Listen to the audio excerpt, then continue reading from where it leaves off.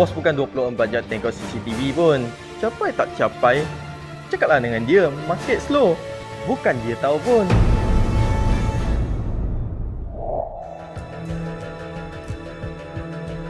Jimmy, kerja kita semua dah siap. Tunggu dia nak sign saja.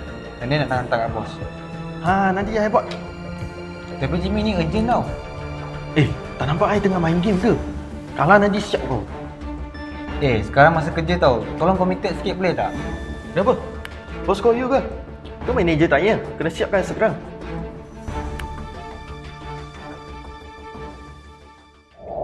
Jimmy, awak staff paling lama dekat company tau.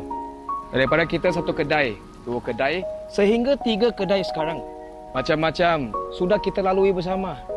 You buat macam ni dekat saya. You rasa saya tak sakit hati ke? Bos, saya...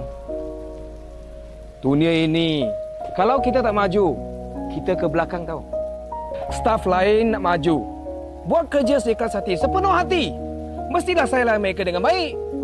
Minta maaf, bos. You tak nak maju, saya tak akan paksa. Tapi jangan menghasut. Jangan tarik kaki semua orang. Tersungkur sama-sama.